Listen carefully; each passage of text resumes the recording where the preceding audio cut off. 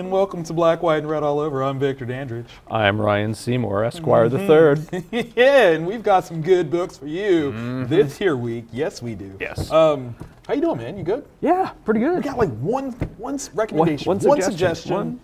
Again, Scott Hubbs. Yeah. Thank you, Scott. Thank you, because it was a really, really, really good book. Yeah, it was. Do you want to jump into that? Because Yes. we can jump into that. Yes. From Valiant. Okay. Yeah. Let's for all you old school Valiant guys. Ninjak. Yeah. For all you new school. New Valiant. schools.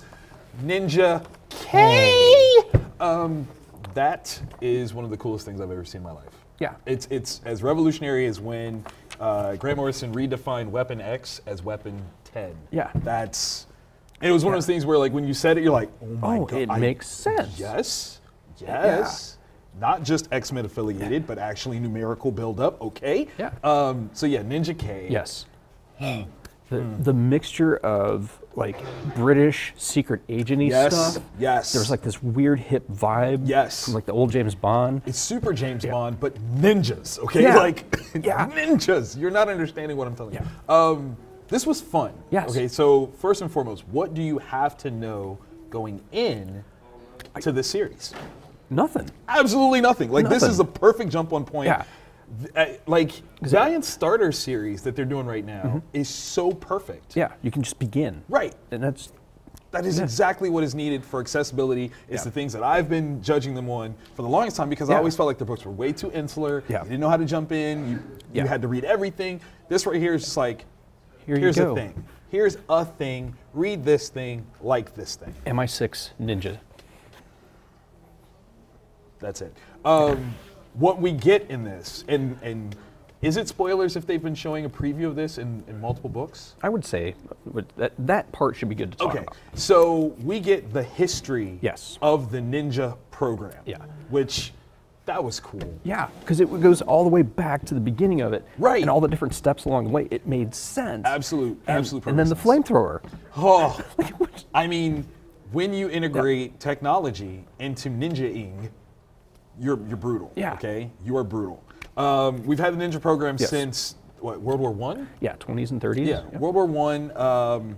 They had this, concept where they had this specially trained officer, if you will. He was Japanese. Yeah. They realized that there is a chance that we might need more than this guy. Yeah. So they had this guy, Ninja, train a second guy who became Ninja B. Yeah.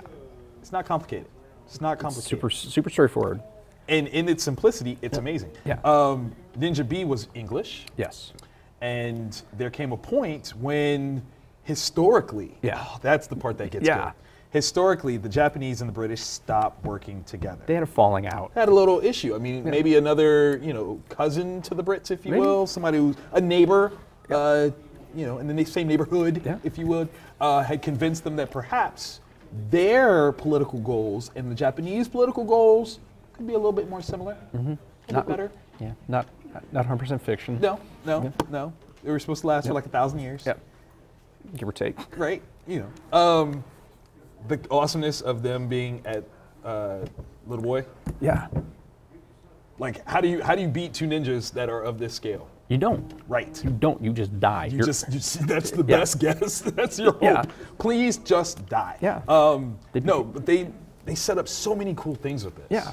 It explains how the technology got integrated into it. Because you're like, ninjas don't need technology. Ninjas don't shoot people. Now they do. Yes, they do. Yes, they do. There's the intrigue because something is set in motion. Yes. And there's cloak and dagger stuff going on. I mean, it's if you like ninjas. I mean, if you're watching this program, I'm pretty sure you like ninjas. Did you just say if? There might be someone out there. That's not even. Unless, maybe a person that got killed by a ninja doesn't like ninjas. No, they still like ninjas. They like ninjas more because they died by ninja action. Just choke on blood like, I love ninjas. Sweet. That's what has to happen. Let me die by ninja. I guarantee. I'm like pseudo elevated to ninja status by proxy. Like it's like Obi-Wan becomes the better Jedi when Anakin strikes him down. Yeah. That's what I'm saying. That's how it worked in the movie. It's what it is in real life. When you get killed by a ninja, you become a bigger ninja. It's like the coolest pyramid marketing scheme. It is. It's so perfect. It's so perfect. Just not enough people are dedicated to dying for ninjahood. But that's all good. this series I am on deck for the entire arc. I am in. I want to know. I am there. Yeah. You need to know nothing. Yeah. You get even if you don't think you need to know something, the level of killing that takes place. Oh my gosh! There's like 3 people that survive this issue. Maybe. I think you're being generous. Yeah. The only thing that would make this book better is if it was a smell the blood issue. Oh my gosh! Like a scratch and sniff. Right? Come on. Oh my gosh! Come on. That's all I'm saying. It's just like death. Like that would have made Ninja K that much better because it's already pretty freaking great. Yeah. Definitely grab that. The artwork is phenomenal. Yeah. That's who's doing the art? It's Thomas Giorello. Right.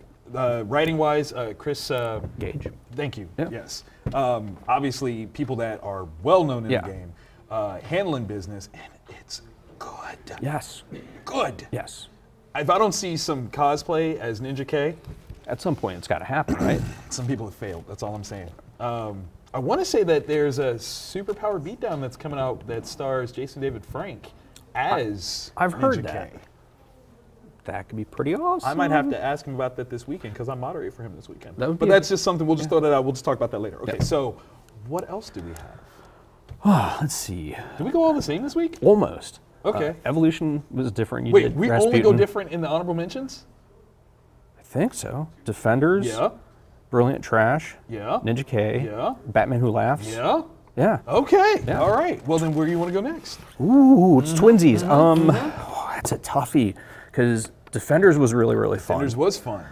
Batman Who Laughs was brutal. Like, that's the one, I don't know how much we can actually say. We'll talk about that one last. Okay. We'll talk about that one last. Okay, so Defenders. The literal reason why I wanted to read Defenders, I saw on Newsarama last week, there was a preview, and it showed a fight. This is obviously not a spoiler because they did a preview. Don't you yell at me. Yeah, it's on the interwebs. Right. Iron Fist versus Elektra. I was like, and I'm reading this. That was no way I'm not. Yeah, that was enough to sell me. Like, oh my God. Yeah, Iron Fist versus Elektra. Is this a fight that we've never had before? I mean, I don't remember one. I can't. If one exists, guys, let us know. Yeah, tweet it at us. Yeah. Let us know. Or comment below even. Definitely that. Do you feel as though this was any sort of response to the negativity that was just violently showcased against Iron Fist from the Marvel Netflix series? I wondered that. That was actually something I was thinking. I really did too. It shows him as like full-on fight mode. He knows what he's doing here as opposed to in the Marvel Netflix series. Yeah.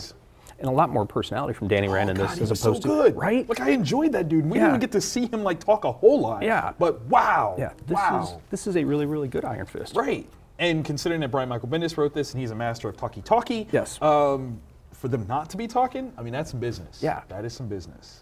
But some serious good when stuff. there was dialogue, even if it was a monologue by it was good. certain masked. Yeah. Yeah. I mean, I'm not going to lie. By a couple pages in, I laughed. Yeah. Like, literally, I couldn't help it. I was like, okay, this is funny. Yeah, I tried the entire time, like, this character's so over there, overdone. Oh my God. and then when there's the exactly. God, that okay. It took me a second.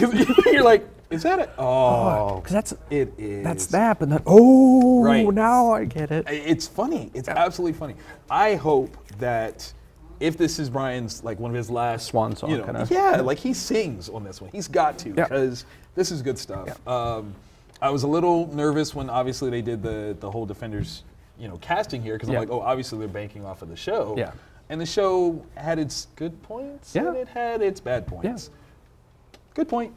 Good point. This was really, really solid. Yeah. And another one, how much knowledge do you need going into this? I mean, you could have watched the Marvel Netflix series and you'll get more from this. Yeah, that's your baseline. Yeah. If you watch the series and you're curious about the comic, there you go. There you go. There you go. Super easy. No questions. Easy Actually, this peasy. is probably one of the first times I've ever seen a book so succinctly team up with a media presence. I mean, I think that... And well. Right. Like, you got all the characters there, the voices there. Oh, you're right. That's really good. Yeah. Okay. Yeah. Good on you. Good on you.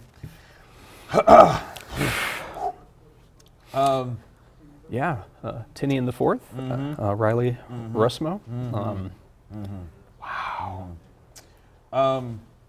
I'm gonna be the voice of Dissension here. Okay. And I'm gonna say, I wish they didn't tell us. I wish they didn't tell us. Yeah. I can see that. Yeah. Because it fits into one of the halves of. Right. That's an interesting counterpoint. Yeah. I just wish they didn't tell us. Like, imagine if in this particular one, it's the last one, right? If he just is. Yeah. No. We don't have any explanation. He just is. Yeah. And you're just like, that's just terrible. Like, what? And you're like, no, he just is. him.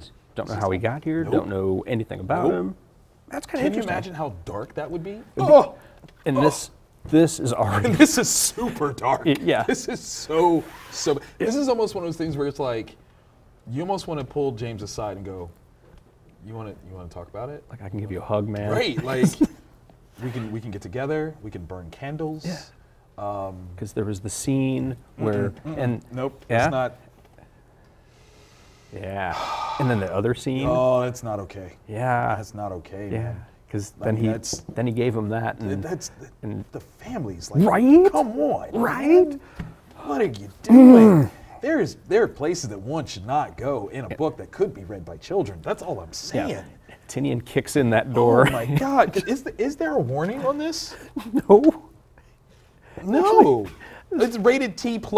That's the closest that you get to a warning to the darkness that is in that. Yeah. That is worse than the emoist soul. Like, I might not let my kids read this. Nah, mine are not allowed. Yeah. No. And I've shown mine horrible things before. That will not be one of them. That is nightmare fuel if I ever read it. But in a good way. For me. Is that how do you say that? Nightmare fuel, but in a good way? Oh my God! Yeah. But you're right though. Yeah, you're really absolutely right.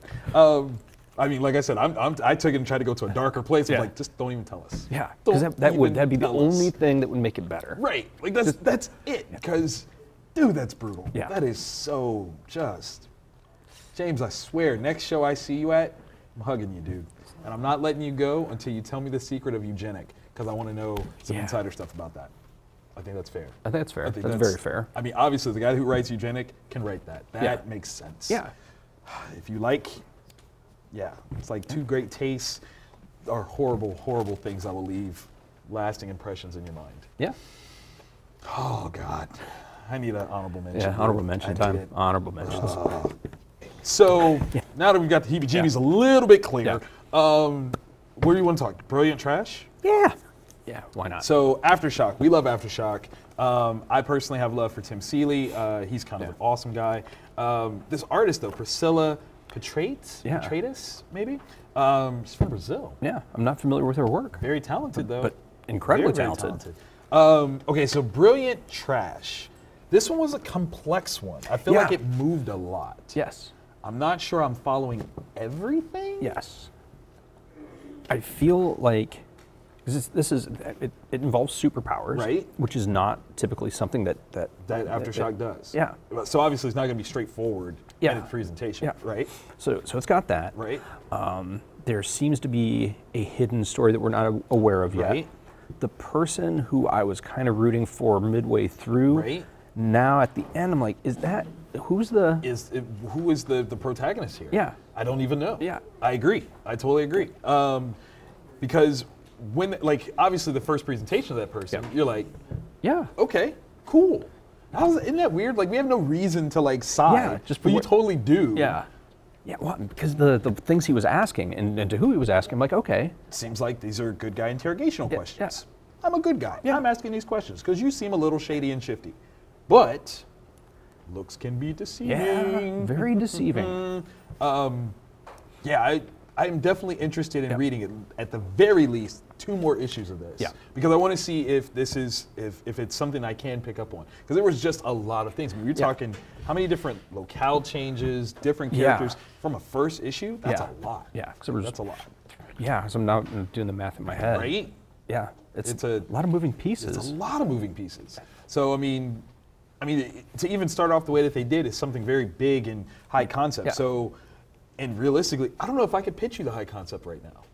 Like, superpowers may exist, and the world is trying to understand if they do and what that means. Yeah. Is there like a wicked and divine kind of thing going on in terms of the Yeah. It's a lot of things. So you gotta read this one and definitely let us know what your thoughts are to see if we're just like on a weird track or what. Tim, yourself, dude, let us know what you can, because obviously we don't want this spoiled. But if you can, send us the pitch. Like I want to know what's the law. Yeah, because I'm really curious about that. Like what was, Because I think that might definitely help me focus in on what the actual plot points are, because there are so many. Like that's the thing. I'm just like, there's so much I don't know. Yeah, who do I want to die? Who do I want? That's a question. Like that's a legit question. The people at the end, though, I'm very curious about their story. Right. I need to know about all of them, because these are very interesting ideas. It kind of takes me to that movie. Is it Push? Oh yeah, where with Chris Evans before he was Cap or right after he was Cap? One of the two. Can't remember when. Dakota Fanning was in it. Yeah. Everybody's got telekinetic-esque powers. But there are consequences to using said powers. Like, that's where this is. And I dig it. I think it's really cool. So it's a great limiting factor. Like, you can't have like Superman level. It's not going to happen. Yeah. And if it does, it happens for that long. Like, that's real. So I think that's dope. I think that's really dope. What else you got? What you got over there? Well, Image had a couple number ones. I went with Evolution number one. Okay. There is a lot of creator talent on this one. Written by James Asmus, Joseph Keating, Christopher Sabala, Joshua Williamson. All together? All together. That's not fair. Right? That was the pitch. Like they just sent the author's names and was like, "Go, we're working on something." They're like, "How many issues?" And it worked. Oh, that's not so. Of course, it's a Ryan book. Of course, it's a Ryan book, dude. Yeah, it's a Ryan book. And each one of them, there's several stories taking place, and each one has their own thing. There appears to be some kind of mutation or change. Hold on. This cover? Oh yeah. Okay, that's problematic for me. I don't want to look at that. Yeah, that's creepy. Yeah. So it's kind of a little bit of horror, kind of a little bit of science fiction. There's a Blade Runner reference in it that I kind of dug. It's kind of cool. Yeah, the dude with the gills. Oh, it's in there too. Nice. Yeah, so it's nice. Spot on. Wait, did Brilliant Trash have a Blade Runner reference too? No, I got them reversed. I can't get fired. Like I've risen to the level. I just wait. Oh, you were attributing that to the. Yeah, no, this one had the Blade Runners. Oh man, I was about to be like, what's with the Blade Runners references? It's all going around. It's all in there. What does it all mean? What does it all mean? I'm sorry. No, I just made you look bad. That's my fault. No, I look bad on my own. Well, I didn't have to help. How about that? What about Rasputin? Okay, so Rasputin. So if you are a fan at all, and I know you are, of the world of Hellboy, which just dropped on Injustice 2 today, by the way, this seems to be like a step back to look at how Rasputin was involved in the early days, maybe even before Hellboy came around. Ooh. So it's very occultish. Mike Mignola is doing the writing. Chris Robertson is doing the art, and it is beautiful, number one. The grittiness of the artwork is so cool. Like, I really do enjoy it. And just all around, it's like a really well put together, timely story. You know, it's the only thing I would say is wrong with this book is that it should have come out like a few weeks ago, right before Halloween. Because it would just add to the creep factor, because there is definite creep factor. But it looks like it's going to be heavy occult. It's called Rasputin, the Voice of the Dragon, another number one, from Dark Horse, who, I mean, that's like the home of Hellboy. Like, it's the house that Hellboy built. It's not, but it kind of is. Because can you think of anything else that's like super kicking from Dark Horse right now? I mean, there's Buffy, you got the what is it? Crap, they have an ad for it. Black Hammer. Black Hammer, yes. So I was going to say Black Hammer and then Dr. Frankenstein, right? What is it? Sherlock Frankenstein. Sherlock Frankenstein. I was like, what's his name? It's right here. American There's Gods. a whole thing in here. But yeah, it's just like this very cool Hellboy-esque story. So if you are a fan, be smart, get this, because you need it. You need it. Wow, this is some good reads, man. Yeah. This was a good one. Nothing bad this week that we came across. As always, we got some people to shout out. Yes. In particular, Anthony Elker. Hey, new subscriber. Shout out to you, Anthony. Welcome to the party. We're going to have all kinds of fun. Tell your friends about us. Tell your friends. It's like a chain letter. Yeah. Send it. Like, if in 7 days you don't subscribe, you will get harassed in some sort of way. Like, because we will harass you. We can do that. Yeah. We have the technology. Yeah, Twitters and... Yeah, we'll tweet at you. Tweet at people we don't know. But that's all right. Yep. So this weekend, we both we got some stuff, man. Yeah. We got some cool stuff happening. Let's start with you, because you're gonna going start to with me? Austin, Texas. I'm going to Austin, Texas, where everything is bigger. And I'm going down there for Wizard World Austin, baby. This is like my 4th time down there. So I kind of love it down there, to be flat out honest. I'll be doing some awesome moderating, though. I've got an intro for Jay Muse and Brian O'Halloran. I will be doing JDF on some stuff. Will we talk about him and Jean-Claude Van Damme? He doesn't want to talk about that. But there might be a way. There's always a way. And I just found out, due to some schedule changing, Michael Cudlitz. Yeah, me and Abraham, Really? we're going to chop it up, baby. Wait, is that a good thing to say? I mean, considering how he died? It was more of a bashing. Yeah, it's more blunt. Yeah. So we can chop it up. Yeah. It just can't be a smashing conversation. Oh, that's Yeah. terrible. That's terrible. What about you guys, though? Okay, so Saturday is Justice League Day, so we'll have some free books, we'll have some discounts, and a celebration of all that is Justice League. And then Sunday afternoon, there's some cartoon that the kids in the street are watching. It's like kids? Rick and Morty or something. Oh, yeah. I've heard about this thing. So there's something called a Rickmobile that's going to be at the shop from 2 to 5 p.m. Eastern Standard Time. Limited edition stuff you can only get at the Rickmobile. Shut up! Yeah, check it out. Check out Comic Town Facebook or Rick and Morty's Facebook if you don't trust Comic Town. Have you totally made that an event? Because that totally sounds like an event. Yes. It's pretty boy, am I awesome. not going to be here for that.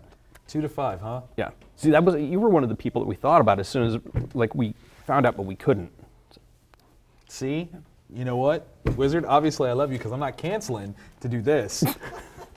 Because I know better. But no, the thing is, though, that is cool. Yeah. That's Oh my gosh, cool. yeah. Like, that's kind of when I was like, would they understand? Who do they have me scheduled for? It's Rick and Morty, the Rickmobile. It's the Rickmobile, guys.